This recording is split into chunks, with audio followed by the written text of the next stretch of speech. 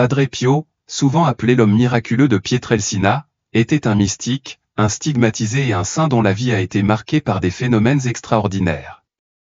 Au cours des épreuves de la souffrance, sa foi et sa dévotion inébranlable sont devenues un phare d'espoir, inspirant des millions de personnes à travers le monde. Le parfum de sa sainteté, à la fois littéral et symbolique, continue de persister dans le cœur des fidèles. Dans ces derniers instants, Padre Pio a versé des larmes de sang, un spectacle si profond qu'il a laissé le monde dans un silence stupéfait. Debout au bord du précipice entre la vie et la mort, il aurait révélé des messages divins de Jésus-Christ, des messages qui allaient déclencher des débats et susciter des controverses pendant des décennies à venir. Qu'est-ce qui a rendu ces révélations si controversées? Certains pensent que derrière les signes miraculeux se cachait une vérité cachée ou une vérité si puissante qu'elle a façonné le message qu'il cherchait à transmettre. Padre Pio aurait-il pu être une incarnation du Christ lui-même, ou était-il, comme le sceptique le suggérait, un imposteur élaboré? Né sous le nom de Francesco Forgione en mai 1887 dans la petite ville rurale de Pietrelcina, dans le sud de l'Italie, Padre Pio a été élevé dans une humble famille de petits agriculteurs. Enfant, il passait ses journées à s'occuper des moutons de la famille, menant une vie de simplicité et de dévotion. N'ayant qu'un accès limité à l'éducation formelle, son père a fait le sacrifice ultime, en émigrer aux États-Unis pour gagner de l'argent afin que son fils puisse poursuivre des études religieuses. Poussé par un profond appel spirituel, Francesco est entré au noviciat des Capucins à l'âge de 15 ans, prenant le nom de Fra Pio. Même dans sa jeunesse, des événements étranges et inexplicables l'entouraient. Il était en proie à des maladies mystérieuses et, selon certains récits, aurait connu des moments d'extase religieuse et même de lévitation. Après son ordination, il a été affecté à la communauté des Capucins de San Giovanni Rotondo, une ville isolée de la province de Foggia. Mis à part une brève période de service militaire à Naples pendant la Première Guerre mondiale, il y resta jusqu'à la fin de sa vie, attirant des milliers de fidèles qui croyaient en ses dons divins. C'est en septembre 1918, au milieu des horreurs de la guerre et d'un monde aux prises avec le désespoir, que les marques de la crucifixion du Christ, les stigmates sacrés, apparurent pour la première fois sur Padre Pio. Les blessures, qui ne suppurèrent ni ne guérirent complètement, restèrent avec lui jusqu'à sa mort. Des témoins parlèrent d'une odeur surnaturelle émanant de ces blessures saignantes, décrite dans la géographie comme « l'odeur de la sainteté ». Ce phénomène miraculeux ne fut cependant pas sans critique. Les rumeurs sur les capacités surnaturelles de Padre Pio ne firent qu'alimenter à la fois la dévotion et le scepticisme. Beaucoup témoignèrent qu'il possédait les dons de guérison, de bilocation et de prophétie. Pourtant, tout le monde n'était pas convaincu de sa nature divine. L'évêque local exprima ses inquiétudes quant au fait que les frères capucins l'exploitaient à des fins financières. Sous le pape Pie XI, le Vatican lança des enquêtes sur ses stigmates et ses prétendus miracles. Il fut alors soumis à de sévères restrictions, il lui fut interdit d'entendre des confessions, de célébrer la messe en public, de bénir ses fidèles ou même de répondre à des lettres. On lui ordonna de couvrir ses blessures avec des gants sans doigts, dissimulant-les signes même que beaucoup croyaient être des signes de divinité. Ce n'est qu'au milieu des années 1930 que ces interdictions furent levées, le Vatican admettant que les jugements antérieurs prononcés contre lui étaient fondés sur des informations erronées. Malgré la surveillance constante, la popularité de Padre Pio a grimpé en flèche. Le pape Pie XII a encouragé les pèlerinages pour le voir, mais les controverses n'ont pas cessé. Ses détracteurs l'ont accusé de s'être infligé ses blessures avec de l'acide phénique. Même l'hôpital qu'il avait imaginé ou finalement achevé en 1956 s'est retrouvé embourbé dans des allégations de mauvaise gestion financière. Mais malgré tout cela, ses fidèles sont restés inébranlables, croyant en sa sainteté et au pouvoir de ses prières. Ce n'est qu'avec le pontificat de Paul VI que toutes les accusations contre Padre Pio ont été officiellement abandonnées. Il est décédé en 1968, sa vie marquée par la foi, la souffrance et une dévotion inébranlable. Une décennie plus tard, le pape Jean-Paul II, qui avait déjà rendu visite à Padre Pio alors qu'il était jeune prêtre, a lancé le processus de sa canonisation. Après des années d'enquête sur ses vertus et ses miracles posthumes, Padre Pio a été déclaré saint en 2002. il est intéressant de noter que, comme d'autres saints stigmatisés avant lui, sa canonisation n'était pas basée sur ses blessures mais sur sa sainteté démontrée et les guérisons miraculeuses attribuées à son intercession après sa mort. L'influence de Padre Pio s'est étendue bien au-delà de l'Italie, captivant le cœur des croyants du monde entier, et surtout des Irlandais. De nombreux pèlerins irlandais ont parcouru de grandes distances pour demander sa bénédiction, et certains ont affirmé avoir connu des guérisons miraculeuses grâce à ses prières. Colum Keane, dans son livre à succès Padre Pio, Irish Encounter with the Saint, a documenté leurs témoignages étonnants. L'aspect le plus mystérieux de la vie de Padre Pio était peut-être sa prescience apparente de sa propre mort. À sa nièce, Pia Forgione Penelli, il confia en 1966 « Je ne serai plus en vie dans 2 ans ». Fidèle à ses paroles, il est décédé en 1968. Il a également dit à un ami proche, Petruccio Quino, qu'il mourrait à l'âge de 81 ans, ce qu'il a fait. Il a passé ses dernières années en compagnie de confidents de confiance, dont le père Honor Marucci, qui l'a aidé jusqu'à la fin. Même à l'approche de la mort, Padre Pio est resté une énigme, à la fois vénéré et remis en question, un homme de miracles et de mystères. Son héritage perdure, non seulement dans les récits de ses dons surnaturels, mais aussi dans la foi profonde qu'il a inspirée à des millions de personnes. À l'approche de la mort, le désir de Padre Pio de retrouver ses proches est devenu évident. À l'un de ses confidents de confiance, il a supplié « Mon fils, je te prie de revenir le plus tôt possible ». C'était une demande simple, mais profondément révélatrice, il souhaitait passer ses derniers instants entouré de ceux qu'il aimait. Parmi les personnes qui occupaient une place particulière dans son cœur se trouvait sa fille spirituelle, Joséphine B. Il lui confia qu'il mourrait une fois la crypte de l'église Notre-Dame des Grâces terminée. Bien qu'il fût au courant du projet des Capucins de lui construire une crypte funéraire, il fit clairement comprendre qu'une telle grandeur n'était pas son désir. Au lieu de cela, il souhaitait un lieu de repos modeste, une tombe simple digne d'un humble serviteur de Dieu. La construction de la nouvelle église Notre-Dame des Grâces fut achevée en 1959, et avec elle, un malaise grandissant s'empara de Joséphine B. Elle craignait que l'achèvement de l'église ne signale l'accomplissement de la prophétie de Padre Pio. Cependant, les plans de sa crypte furent retardés de plusieurs années. Ce n'est que le 22 septembre 1968 que la crypte fut finalement achevée et bénie. 16 heures plus tard, Padre Pio rendit son dernier souffle. Tout au long de sa vie, il a rassuré ses disciples avec une promesse profonde, « Je pourrai vous aider plus du ciel que sur terre ». Et en effet, longtemps après sa disparition, d'innombrables fidèles ont témoigné de la manière dont il continue de guider, de guérir et d'intercéder en leur faveur. Sa présence, bien que n'étant plus physique, reste vivante dans la foi de millions de personnes. Pourtant, même après sa mort, la controverse s'est accrochée à son nom. Au cœur du débat se trouvait le mystère de ses stigmates, ses blessures étaient-elles miraculeuses ou artificielles? Padre Pio était-il une incarnation moderne de la souffrance du Christ, ou était-il un imposteur? Le phénomène des stigmates a toujours été entouré à la fois de crainte et de scepticisme.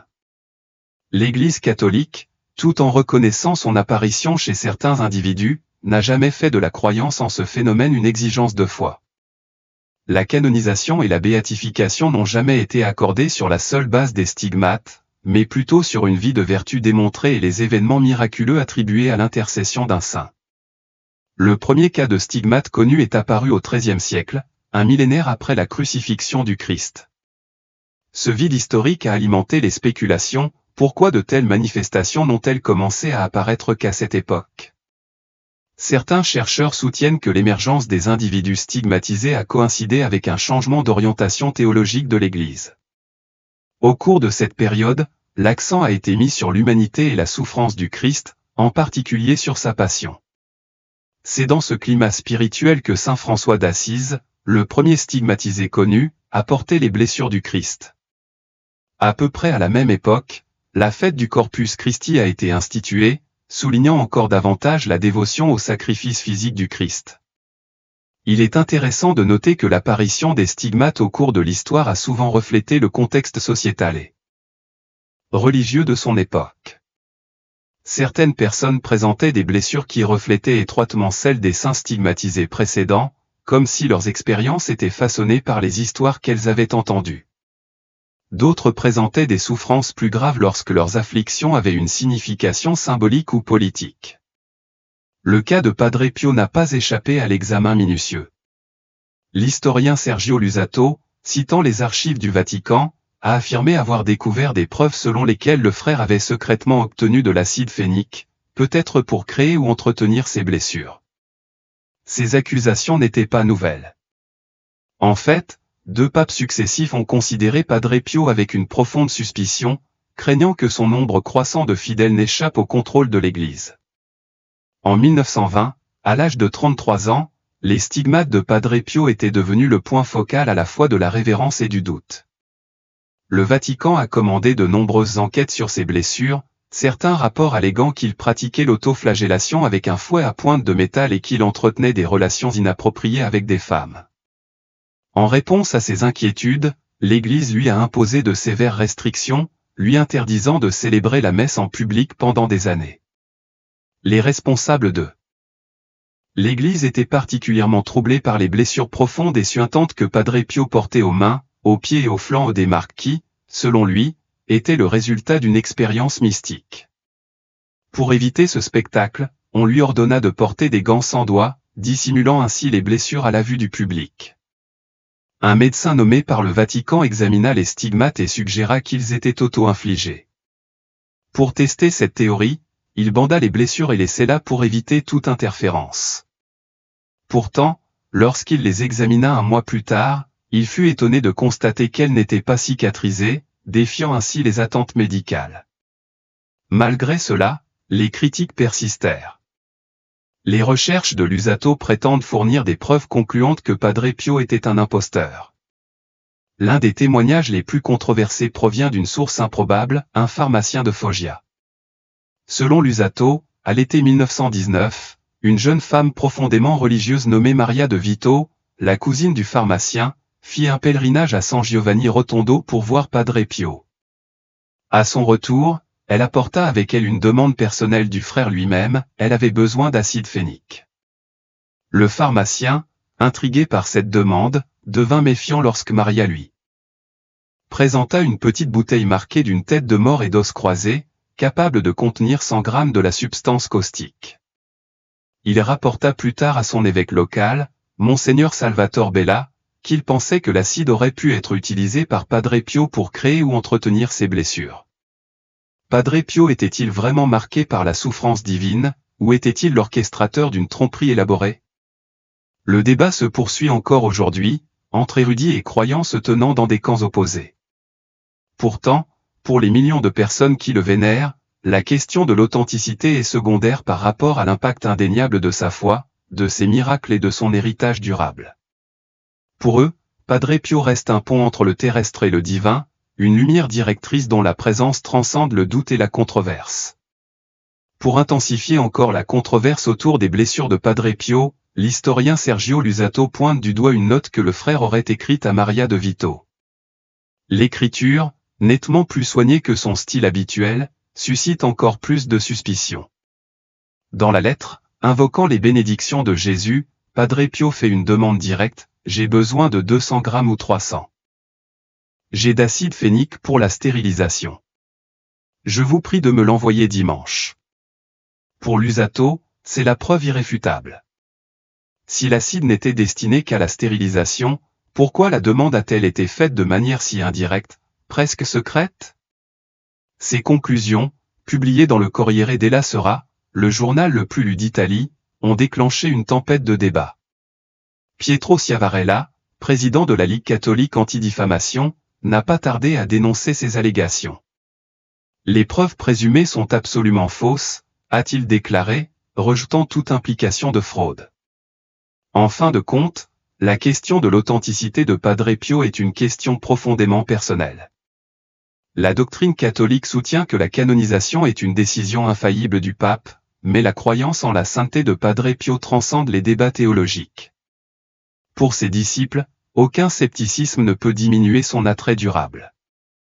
la plupart des stigmatisés recensés au cours de l'histoire souffraient de maladies sous-jacentes, allant des hallucinations et de l'épilepsie à l'automutilation, à l'ascétisme extrême et au traumatisme psychologique. Leur vie a souvent été marquée par de profondes souffrances et, dans de nombreux cas, leurs blessures reflétaient leurs propres afflictions physiques et émotionnelles. Les sceptiques peuvent remettre en question le phénomène des stigmates, mais sa signification spirituelle est indéniable. Pour beaucoup, il représente une forme radicale de connexion divine, une expression de foi inébranlable qui pousse les individus à accepter la souffrance du Christ comme la leur. Ces figures, souvent marginalisées par la société, inspirent un sentiment de repentir et de compassion à ceux qui sont témoins de leur dévotion. Malgré les controverses qui l'entouraient, les enseignements de Padre Pio reflétaient un mode de vie strict mais profondément chrétien, vivez humblement. Restez indifférent à votre gain personnel. Agir avec prudence, justice, patience, bonté et chasteté. Être doux, diligent et dévoué à son devoir, ne recherchant aucune récompense au-delà de la grâce de Dieu. Son engagement indéfectible envers ses principes, même au milieu de l'examen public, continue de trouver un écho auprès des croyants d'aujourd'hui. La foi de Padre Pio est restée inébranlable, même dans les moments de grande épreuve. Ses enseignements, empreints de sagesse et d'humilité, continuent d'inspirer d'innombrables âmes. Dans tous les événements de la vie, vous devez reconnaître la volonté divine, l'adorer et la bénir, surtout dans les choses les plus difficiles pour vous. Souvenez-vous que Dieu est en nous lorsque nous sommes en état de grâce et hors de nous lorsque nous sommes en état de péché. Mais son ange ne nous abandonne jamais, il est notre ami le plus sincère et le plus fidèle, même lorsque nous l'attristons par notre mauvaise conduite. La prière est la meilleure arme que nous possédons. C'est la clé qui ouvre le cœur de Dieu. Vous devez toujours vous humilier avec amour devant Dieu et devant les hommes, car Dieu ne parle qu'aux vrais humbles et les enrichit de ses dons. L'humilité et la pureté sont les ailes qui nous portent vers Dieu et nous rendent presque divins. Gardons toujours devant les yeux le fait que, sur la terre, nous sommes sur un champ de bataille. Au paradis, nous recevrons la couronne de la victoire. Ce monde est un terrain d'épreuve et le prix sera décerné là-haut. Ici, nous vivons en exil, notre véritable patrie est le ciel, auquel nous devons continuellement aspirer. Jésus vous assistera et vous donnera la grâce de vivre une vie céleste. Rien ne pourra jamais vous séparer de son amour. Padre Pio a souvent parlé de la valeur incommensurable de la messe, exprimant son mystère divin avec des paroles de profonde révérence. La messe est infinie, comme Jésus. Demandez à un ange ce qu'est la messe, et il vous répondra, en vérité, je comprends ce qu'elle est et pourquoi elle est célébrée, mais je n'en comprends pas toute la valeur. Un ange, 1000 anges, tout le ciel le sait et pense ainsi. L'enfant céleste souffre et pleure dans la crèche pour que sa souffrance pour nous soit aimable, méritoire et désirable. Il a manqué de tout pour que nous apprenions de lui à renoncer aux biens terrestres. Il s'est contenté des adorateurs humbles et pauvres pour que nous aimions la pauvreté et préférions la compagnie des petits et des simples aux grands du monde. Par sa naissance, il a indiqué notre mission, mépriser ce que le monde aime et recherche. Pourquoi Jésus-Christ s'est-il sacrifié jusqu'à la mort? La foi répond, pour expier nos péchés. Pourquoi est-il ressuscité dans une telle splendeur? Pour nous montrer le chemin du salut.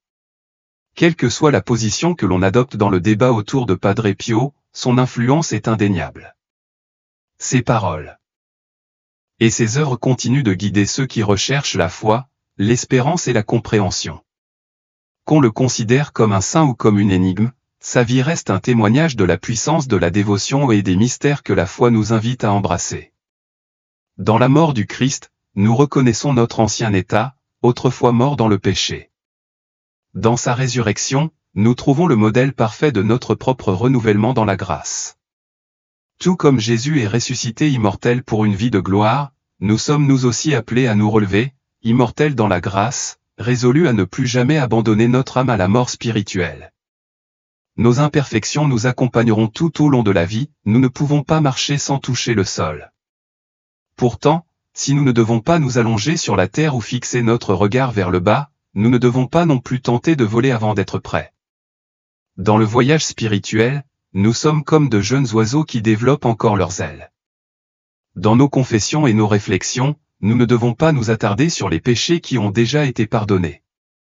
Lorsque nous repentons avec une contrition sincère, Jésus, dans sa miséricorde infinie, les efface au tribunal de la pénitence. Là, il se tient devant nous, non pas comme un juge sévère, mais comme un créancier miséricordieux devant un débiteur insolvable. Dans un geste de générosité infinie, il déchire le registre de nos péchés, des dettes que nous n'aurions jamais pu rembourser sans sa grâce divine. Notre souffrance est brève, mais notre récompense est éternelle. Vous devez rester calme, ou du moins résigné, mais toujours convaincu par la voix de l'autorité. Ayez confiance en elle sans craindre la tempête, car le vaisseau de votre âme ne sera jamais submergé. Jésus ne vous abandonnera jamais. Padre Pio exhortait ses disciples à prier avec ferveur pour l'efficacité de son ministère. J'ai peur de déplaire au Seigneur dans mon activité sacerdotale. Que Jésus arrange tout pour sa gloire et notre salut. Au ciel, tout sera, le printemps en beauté, l'automne en plénitude, l'été en amour. Il n'y aura pas d'hiver. Mais ici sur terre, l'hiver est nécessaire, il nous enseigne l'abnégation et cultive les petites mais belles vertus qui ne peuvent être exercées que dans les épreuves. Même dans les épreuves, Dieu, dans sa miséricorde infinie, accorde des moments de répit. Il ne permettra jamais que nous soyons complètement vaincus. Les temps difficiles peuvent apporter de la pénurie, mais il nous rappelle aussi que seul Dieu est notre véritable pourvoyeur. Comme Jésus l'assure dans Matthieu 6, 31-33, votre Père céleste sait de quoi vous avez besoin. Cherchez premièrement le royaume et la justice de Dieu, et toutes ces choses vous seront données. Même dans les moments les plus sombres, la réponse biblique est la confiance dans la provision de Dieu, dans son amour et dans sa promesse infaillible de ne jamais abandonner son peuple. L'amour est au cœur de la nature de Dieu. La Bible nous rappelle dans 1 Jean 4:20, quiconque prétend aimer Dieu tout en haïssant son frère est un menteur. Car celui qui n'aime pas son frère qu'il voit ne peut aimer Dieu qu'il ne voit pas, le véritable amour pour les autres reflète notre amour pour Dieu. Par l'amour, nous recevons sa miséricorde et son pardon. La repentance est également essentielle. Acte 17h30 déclare, Dieu ordonne à tous les hommes, en tout lieu, de se repentir. Bien que le refus de se repentir entraîne le jugement, la patience de Dieu est immense, son désir est que tous reviennent à lui. La Bible appelle à plusieurs reprises à la repentance, soulignant la grâce illimitée disponible pour ceux qui cherchent la réconciliation avec Dieu. Comme Jésus le promet dans Matthieu 5h8, heureux ceux qui ont le cœur pur, car ils verront Dieu. Même au milieu de la tourmente, Dieu reste proche de ceux qui le cherchent, offrant force et paix dans les moments de détresse. Les Écritures nous mettent en garde contre les signes de la fin des temps, le déclin moral, l'abandon de la vertu par l'humanité, les faux prophètes, l'anarchie, la perte de l'amour entre les gens. Les prophéties bibliques parlent également de catastrophes naturelles, de perturbations célestes, de tremblements de terre et de ténèbres, faisant écho au chaos et à la souffrance dont nous sommes souvent témoins dans le monde d'aujourd'hui. Pourtant, même dans ces avertissements, il y a toujours de l'espoir. Ceux qui restent purs de cœur trouveront protection dans la promesse infaillible de Dieu. Les paroles de Padre Pio restent plus pertinentes que jamais. Priez toujours. Espérez toujours. Une seule chose est nécessaire, élevez votre esprit et aimez Dieu. Né le 25 mai 1887 à Pietrelcina, en Italie, sous le nom de Francesco Forgione, Padre Pio a été attiré par Dieu dès son plus jeune âge. À l'âge de 4 ou 5 ans, il avait déjà commencé à avoir des visions et des extases divines. Au fur et à mesure qu'il grandissait, il rencontrait le pouvoir guérisseur de Dieu, des expériences qui façonneraient sa vie et son ministère. Au cours de ses années de sacerdoce, Padre Pio devint célèbre pour sa profonde spiritualité, ses guérisons miraculeuses et sa foi inébranlable, inspirant d'innombrables croyants dans le monde entier. Sa vie témoigne du pouvoir de la dévotion, de la prière et de la grâce de Dieu. La confiance de Francesco en Dieu ne fit que s'approfondir à mesure qu'il grandissait, même si sa jeunesse ne fut pas sans épreuve. En 1918, alors que l'Europe était dévastée par la Première Guerre mondiale et la grippe espagnole, d'immenses souffrances s'emparèrent de sa communauté et de tout le continent. Pourtant, au milieu de cette tourmente, quelque chose de miraculeux se produisit. Un jour de septembre 1918, après avoir célébré la messe à San Giovanni Rotondo, Padre Pio eut une vision. Il vit une silhouette portant les blessures de la crucifixion du Christ, et lorsque la vision prit fin, il réalisa que son propre corps saignait, il avait reçu les stigmates. Les stigmates, les 5 plaies du Christ, se manifestent dans les âmes choisies, les prédestinant à une souffrance profonde et à la grâce divine. Parallèlement à ce signe extraordinaire, Padre Pio est devenu célèbre pour d'innombrables miracles, guérissant les malades et guidant les âmes vers Dieu tout au long de sa vie. En 1956, Padre Pio fonda la Maison de soulagement de la souffrance, un hôpital près de San Giovanni Rotondo qui continue de servir les gens aujourd'hui. Il était également un guide spirituel renommé, offrant réconciliation et conseil à tous ceux qui le cherchaient. Le 23 septembre 1968, Padre Pio est décédé, laissant derrière lui un héritage de foi, de miracles et de prières. Il a été béatifié en 1999 et canonisé en 2002 par le pape Jean-Paul II. Considéré comme l'un des plus grands thaumaturges de l'histoire de l'Église, la vie de Padre Pio a été marquée par les stigmates portés les plaies du Christ pendant 50 ans, la bilocation ou être vue à plusieurs endroits à la fois, des guérisons miraculeuses, la lecture des cœurs au confessionnal, d'innombrables conversions. D'où viennent tous ces miracles? De la prière. Padre Pio a compris que par lui-même, il n'était rien, que toute grâce et toute force venaient du Christ. Chaque miracle de sa vie était l'œuvre du Dieu vivant, et il est resté un humble serviteur de l'amour divin. L'une des citations les plus connues de Padre Pio est « de quelqu'un d'autre », ces mots peuvent sembler simples. Mais venant d'un homme qui a porté les blessures du Christ, il portait le poids d'une profonde souffrance et d'une révélation divine. Sa vie a démontré que les miracles se produisent lorsque nous prions, pas seulement pour lui, mais pour quiconque a une foi aussi petite qu'une graine de moutarde. Une âme s'arme par la prière pour toutes sortes de combats. Quel que soit l'état dans lequel elle se trouve, elle doit prier. Une âme pure doit prier pour préserver sa beauté. Une âme qui s'efforce d'être pure doit prier pour l'atteindre. Une âme nouvellement convertie doit prier pour rester ferme.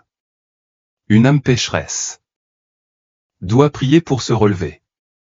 Aucune âme n'est exemptée du besoin de prier, car toute grâce coule à travers elle.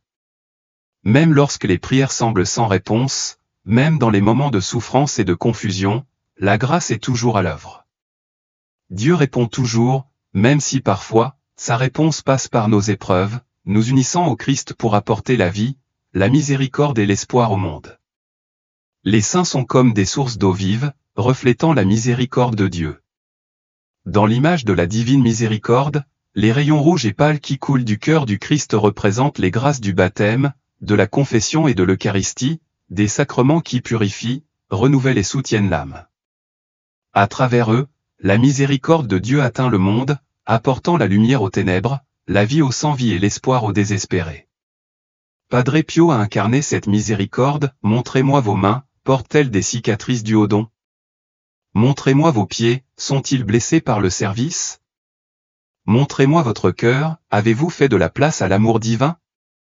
Par ses mains percées, Padre Pio a apporté le baptême, l'absolution et l'Eucharistie aux fidèles. À travers ses pieds blessés, il a parcouru le chemin du sacrifice de soi et du service.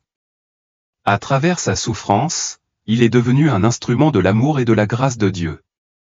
Sa vie a été un témoignage de prière, de sacrifice et de miséricorde divine, nous rappelant que dans chaque épreuve, Dieu est proche. Padre Pio portait une blessure à l'épaule, reflétant l'endroit même où le Christ avait porté le poids de la croix.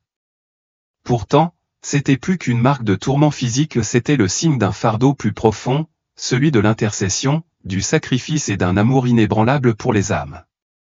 Sa vie ne se définissait pas simplement par l'écoute de confession ou par la prédication dans l'espoir de toucher les cœurs.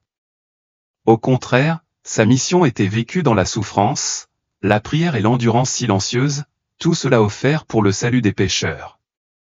C'est par cette union de douleur et de dévotion que d'innombrables âmes ont retrouvé le chemin de Dieu. Priez pour les perfides et pour les fervents. Ne réservez pas vos prières uniquement aux justes, aux personnes en difficulté ou à celles qui semblent mériter leur aide. Au lieu de cela, étendez-les aux perdus, aux indifférents et aux endurcis. Et ne vous contentez pas d'offrir une simple prière passagère, priez avec intensité, avec persévérance et, lorsque vos forces faibliront, priez encore plus longtemps. Jeûnez et priez pour les âmes piégées dans les ténèbres. Jeûnez et priez pour ceux qui vous mettent en colère. Jeûnez et priez pour les rejetés, les insupportables et les oubliés. Jeûnez et priez pour les criminels et ceux que le monde considère comme irrécupérables. Par la grâce de Dieu et votre intercession, ces âmes peuvent encore être sauvées du pire des destins. Encouragez ceux qui vous entourent, amis, famille et voisins, à se joindre à vous dans cette mission de miséricorde. Jésus, dans ses révélations à sainte Faustine, a donné une profonde assurance, que les plus grands pécheurs placent leur confiance en ma miséricorde. Ils ont le droit, avant les autres, de faire confiance à l'abîme de ma miséricorde. Il a ajouté, ma fille, écris sur ma miséricorde envers les âmes tourmentées. Les âmes qui font appel à ma miséricorde me réjouissent. À de telles âmes, j'accorde encore plus de grâce qu'elles ne demandent. Je ne peux punir même le plus grand pécheur s'il fait appel à ma compassion. Au contraire, je le justifie dans mon insondable miséricorde. Avant de venir comme le juste juge, j'ouvre d'abord grand la porte de ma miséricorde. Celui qui refuse de passer par la porte de ma miséricorde doit passer par la porte de ma justice. Ces paroles nous rappellent que Dieu, dans son amour infini, a fourni un puissant moyen d'intercession, le message et la dévotion de la divine miséricorde. Lorsque nous prions pour les pécheurs, nous pouvons avoir confiance que nos prières ne resteront pas sans réponse. Priez le chapelet de la divine miséricorde, en l'offrant pour ceux qui sont loin de la grâce, y compris nous-mêmes. Vénérez l'image de la divine miséricorde, en recherchant le don de la conversion. À 15 heures, heure de la grande miséricorde, rappelez-vous la passion du Christ, le moment même où le salut des âmes a été obtenu. Implorez Dieu pour la grâce de la transformation, de la rédemption, de la sanctification et de la guérison, pour vous-même, pour les pécheurs et pour le monde entier. Que vos prières soient incessantes. Offrez-les chaque jour, avec foi et amour. Priez dans chaque épreuve, chaque difficulté, chaque moment de doute et chaque croix que vous portez. Priez. Espérez. Et ne vous inquiétez pas. Par la puissance du Saint-Esprit, nous serons témoins du renouvellement de la terre. Et alors que nous parcourons ensemble ce chemin de prière, je vous demande, priez pour moi, afin que je puisse vivre ce que je prêche. Et moi, à mon tour, je prierai pour vous.